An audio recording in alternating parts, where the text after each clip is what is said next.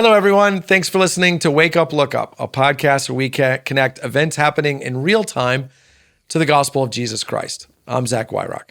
In today's episode, we're talking about a cell phone ban. We're asking the question, is life better with boundaries?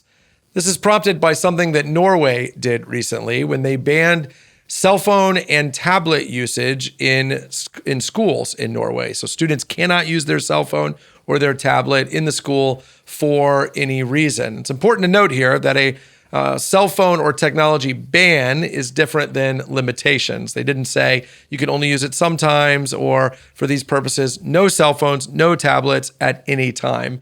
What they found in doing that is that life improved pretty much comprehensively for their students. Let me throw some interesting stats at you. The cell phone ban in Norway produced a 60% decrease in female students seeking mental health help from professionals. 60%. That means, I don't want to insult your intelligence, just want to give you a scope here, that if 1,000 female students sought help from a mental health professional in 1 year, that the next year, as a result of this ban, only 400 girls did. It's an incredible turnaround. A 46% decrease in bullying among female students, a 43% decrease in bullying among male students, and a pretty much comprehensive rise in test scores. In other words, students felt healthier, got along better, and did better in school as a result of not having their cell phone and their tablet. This is a story none of us wants to admit is true because all of us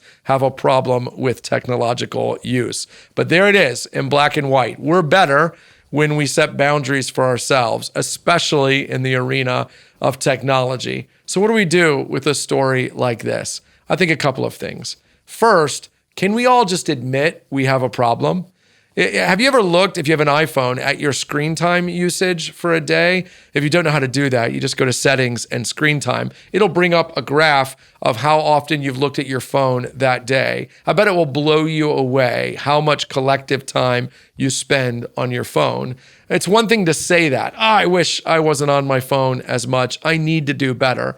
But what the ban in Norway is showing us is that it actually is coming at a cost. It's not just a time waster. It's actually making us feel a certain way about ourselves. It's making us interact with each other. It's costing us productivity in family and in work and in life. It isn't benign, it's malignant. And what this study should show us is that we need to take more seriously our own technological usage because it's coming at a cost. The second thing is, if you're a parent, we have got to say no. I know it's hard. I know it's easy to let your kids use devices. I know the minute you put any restrictions on them at all, you hear that you're the only parent doing this, that you're so much worse than every other parent. I know. I've heard all of those things. But sometimes we have to love our kids enough to have them be angry with us. We have to look at the facts and say, hey, overwhelmingly, what I'm realizing is it's better for you to spend less time on your phone. There are all kinds of features and apps and ways that you can use to shut down your kid's cell phone when you want it to be shut down. You can restrict. It's not all or nothing. You can find a way. By the way, if you're a parent, do you know what your school's policy is for cell phone usage? You should share this article with your administration and ask them, hey, what are we doing to make sure that kids are healthy and to make sure kids are flourishing as it relates to cell phone and tablet usage? I think school administrators would probably be emboldened to take even further steps if they knew that parents were behind them. And then lastly, and this last point is maybe in some ways the most important one and in some ways has nothing to do with technology. Can we just admit that we need boundaries? I mean, what kids are saying to administrators in Norway is, you took away from me what I didn't want you to take away from me, and I'm so glad you did.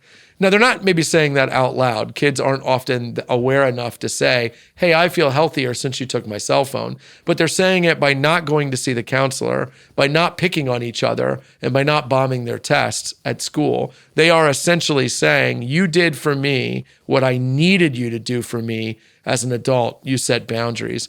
Hey, where is it in our lives that we need boundaries? As it relates to technology, to the things we say, read, watch, to the food we eat, to the exercise we do or don't do. God made us to be incredible creatures, capable of incredible things. He also made us to have limitations. And let's let this study in Norway make us ask some hard questions about technology and about our dependence on it.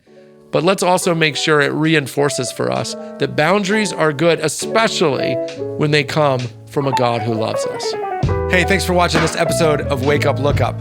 While you're here, make sure you click like and subscribe so you get future content from Wake Up, Look Up.